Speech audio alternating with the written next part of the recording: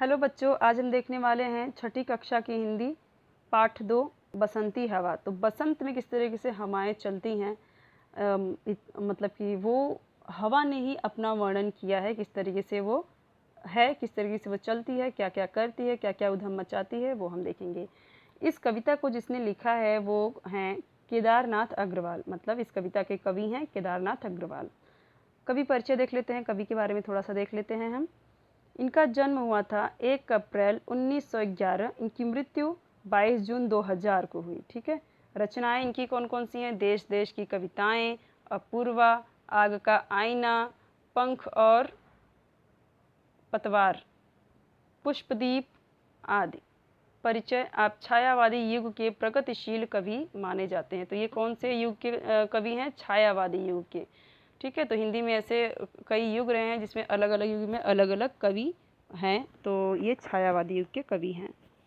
प्रस्तुत कविता बसंती हवा में मस्ती भरे शब्दों द्वारा हवा की अटखेलियों का विवरण दिया गया। किस तरीके से हवा अटखेलियाँ करती है, तो इसमें उसका किस तरीके से वो मस्ती करती है। तो आपने भी देखा होगा किस तरीके से हवा लोगों के सामान को उड़ा ले जाती है, छप्पर कभी कभी उड़ा ले जाती है। जब हवाएं चलती हैं तो किस तरीके से जो आम है, जो कैरी है वो गिरती है नीचे, और जो फल फ्रूट है वो ज़ोर ज़ोर से हवा चलती है, जैसे जामुन हुआ वो नीचे गिरने लगता है। तो और किस तरह से लोगों को परेशान भी करती है हवा जब चलती है, तो वो हम देखेंगे इस लेसन में। ठीक है। आपके लिए कुछ यहाँ पे काम दिया गया है, वो देखते हैं क्या है। स्वयं अध्ययन, नीचे दिए गए चित्रों की सहायता से प्राकृतिक सुंदरता दर्शाने वाला एक चित्र बनाकर उसमें रंग भरो। तो यहाँ पे इन सबको यूज़ करके एक चित्र बनाना है आपको, ताकि प्राकृतिक सुंदरता दिखे। ठीक है। एक प्रकृति का आपको चित्र बनाना है, ड्राइंग करना है। चलिए पाठ की शुरुआत करते हैं। तो इसे आप गा भी सकते हैं बहुत तरीके से। ठीक है। लेकिन यहाँ पे मैं आपको सिर्फ पढ़ के बताऊंगी, गा के मैं आपको दूसरे वीडियो में बताऊंगी। यहाँ पे हम इसे सिर्फ पढ़ते हैं और इसका अर्थ बताते हैं मैं आपको। हवा हूँ हवा में बसंती हवा हूँ, सुनो बात मेरी अनोखी हवा हूँ। बड़ी बावली हूँ बड़ी मस्त मौला, नहीं कुछ फिक्र है बड़ी ही निडर हूँ। जिधर चाहती हूँ उधर घूमती हूँ,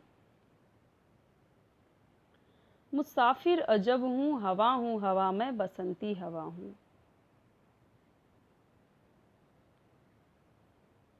चढ़ी पेड़ महुआ, थपा थप मचाया। गिरी धम्म से फिर चढ़ी आम ऊपर, उसे भी झकोरा किया कान में कू।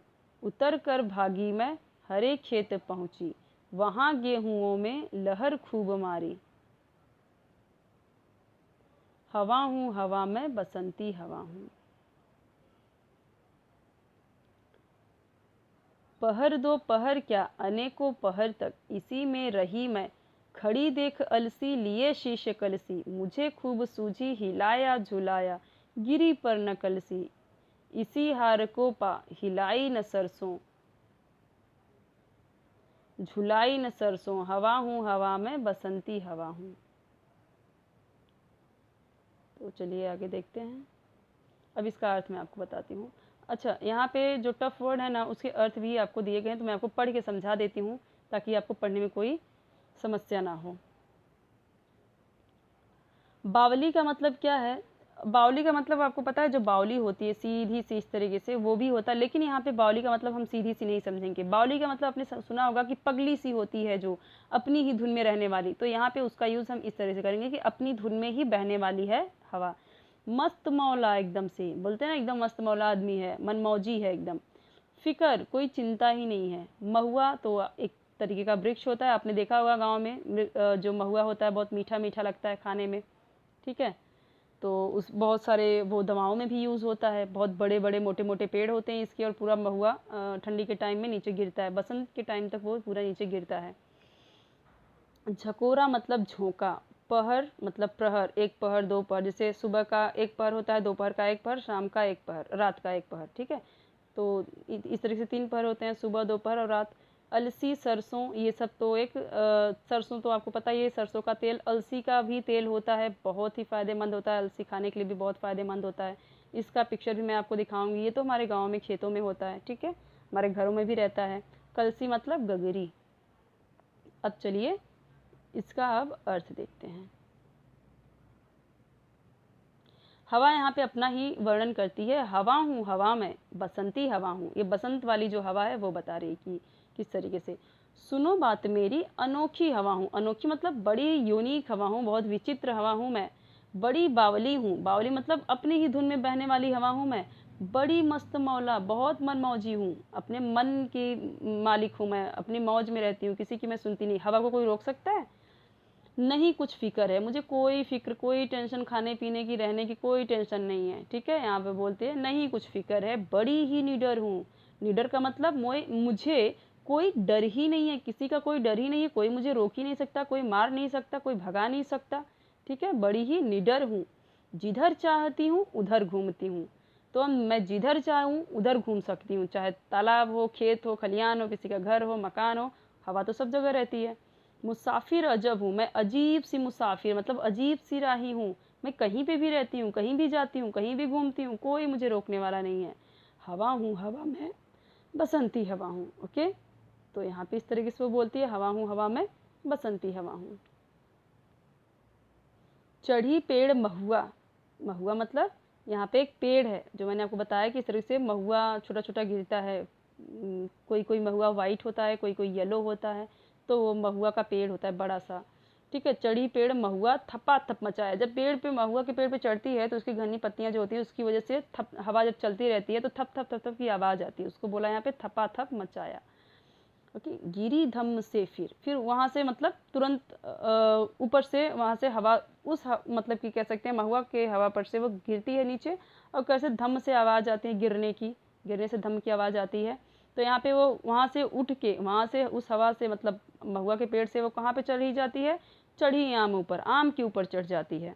ये कैसे दिखा रही है? जैसे कि कोई लड़की हो, तो हवा एक लड़की की तरह यहाँ पे एक्ट करके बता रही है कि मैं पहले महुआ के पेड़ पे चढ़ी, फिर धम्म से नीचे उतरी, फिर कहाँ पे चढ़ गई? आम के ऊपर चढ़ गई। यहाँ पे देखो आम का पेड़ है। उसे भी झकोरा, झकोरा मतलब जोर से झकझोरा, उसे हिलाया। ठीक है, हवा जब आती है झकझोर देती है, आप देखते हो इस साइड से उस साइड पूरा जो पेड़ की जो डालियां होती हैं, शाखाएं होती हैं, पूरा हिल जाती है एकदम से। किया कान में कू, कान में कैसे कू करके, इस तरीके से मतलब कैसे कोई बच्चे होते हैं शरारती तो कान में कू करके भाग जाते हैं, तो इस तरह से वो झचकोरती है उसे, और कान में इस तरह से कू करके मतलब इस तरीके से पूरा उसका जो पत्तियां हैं वो आवाज़ करती हैं, और इस तरीके से कान में कू करके उतर कर भागी मैं, वहाँ से भी भागती है। अब कहाँ पे पहुँची ये हवा? हरे खेत पहुँची, हरे खेत, खेतों के मैदान में, यहाँ पे देखो सब खेत हैं, तो हरे खेत पहुँची, वहाँ गेहूँ में, गेहूँ का फसल लगा हुआ है, और उसमें जब हवा जब जोर जोर से चलती है तो लहरें जब इस तरह से चलती हैं, हवा इस तरह से चलती है, तो जो पेड़ होते हैं वो भी किस तरह से, इस तरीके से हो जाएंगे ना, खड़े रहेंगे, तो खूब लहर मारती है वहाँ पे गेहूँ के खेतों में। हवा हूँ हवा में, बसंती हवा हूँ।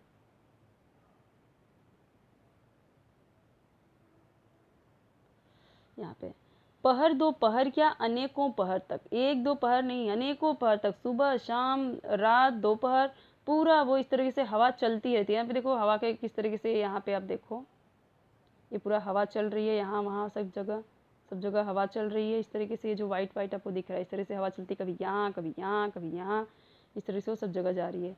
तो अनेकों पहर तक मतलब, अनेकों मतलब कई पहर तक वो इसी में रही मैं, कहाँ पे? गेहूं के खेतों में, मतलब वहाँ पे हमने देखा ना, यहाँ पे क्या बोलती है वो, वहाँ गेहूं में लहर खूब मारी, हवा हूँ हवा में, बसंती हवा हूँ। पहर दो पहर क्या, अनेकों पहर तक इसी में रही मैं, खेतों में ही रही। खड़ी देख अलसी, लिए शीशे कलसी। ये जो अलसी है, अलसी का पेड़, यहाँ पे मैं आपको अलसी का पेड़ दिखाती हूँ। अलसी का पेड़ क्या होता है, और शीश कलसी मतलब उसके, ऐसा लग रहा है कि वो जो अलसी अपने शीश पे क्या ली हुई है? कलसी ली हुई है। मैं आपको दिखाती हूँ, गगरी जैसा ली हुई है। कलसी का मतलब होता है गगरी। ये देखिए जो ये है ना, ये अलसी का फूल है, अलसी का फूल है ये फ्लावर, और ये देखिए अलसी का पेड़ है। तो देखिए ये अलसी का पेड़ है, तो ये देखिए यहाँ पे किस तरीके से ये कलसी ली हुई लग रही है ना, ऐसा लग रहा है कि इसने कलसी, गगरी जैसा, गगरी ऐसा लग रहा है कि इसने क्या लिया हुआ है? अपने सर पे कलसी लिया हुआ है, गगरी लिया हुआ। यही क्या है? अलसी है। अलसी का बीज कैसा होता है? इसे जब फोड़ेंगे जब ये पक जाएगा तो इसमें से फोड़ेंगे तो पता है कैसा निकलेगा? ऐसा निकलता है, और ये बहुत ही फायदेमंद होता है। इसको बोलते हैं फ्लैक्सीड, इंग्लिश में बोलते हैं फ्लैक्सीड। ठीक है, ये अलसी है। ये देखिए यहाँ पे, ये मेरे हाथ में, ठीक है, तो मेरे घर पे ये बहुत सारा पड़ा हुआ है। ये हमारे खेतों में होता है, देखो, तो इस तरह से खेत में ये होता है। तो यहाँ पे सारी फसल मतलब कि सूख गए हैं, कटाई हो गई है, सिर्फ यही एक पेड़ बचा हुआ है अलसी का। और इसके फ्लावर देखो इस तरह से पर्पल पर्पल होते हैं, बहुत ही सुंदर दिखते हैं, छोटे छोटे होते हैं बिल्कुल। और इस तरह से देखो कलसी, ऐसा लग रहा है कि इसने अपने सर पे क्या लिया हुआ है, कलसी। अलसी, जो अलसी का पेड़ है, ऐसा लग रहा है अपने शीश पे कलसी लिया हुआ है। ये देखिए अलसी का फूल है। ठीक है, अब चलिए आगे बढ़ते हैं।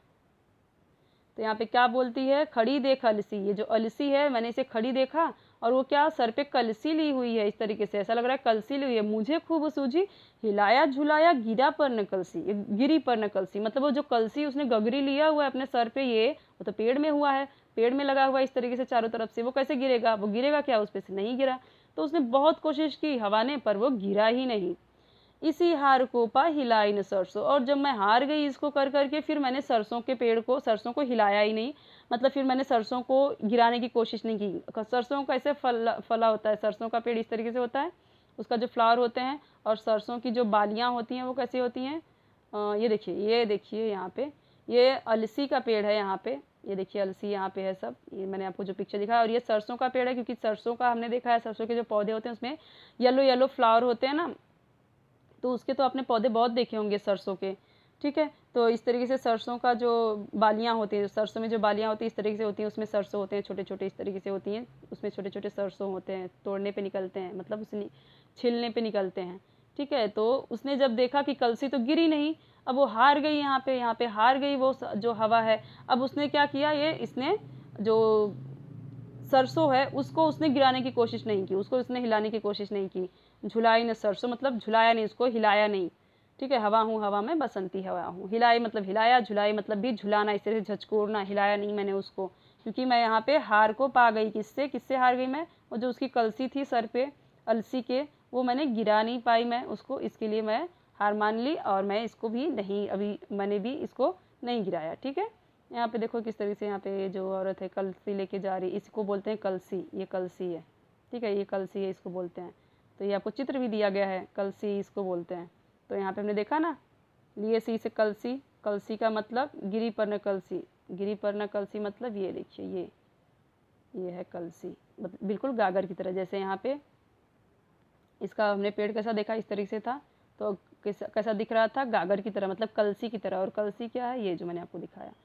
और यहाँ पे क्या दिया हुआ है, यहाँ पे देखो, ये ऐसा महुआ का पेड़, ऐसा मतलब ऐसा पिंक तो नहीं होता, लेकिन होता क्या है कि जब उसकी पत्तियां सब, जैसे आपने बादाम के पेड़ देखे होंगे, तो जब वो उसकी पत्तियां सब झड़ने वाली होती हैं तो पूरा किस तरीके से, मतलब कि वो गिर जाती हैं, और फिर जब निकलती हैं उसमें तो सब रेड रेड, या फिर गिरने वाली होती हैं तो सब रेड रेड निकलती हैं, जब पत्तियां झड़ने वाली होती हैं तो पूरा रेड रेड हो जाता है।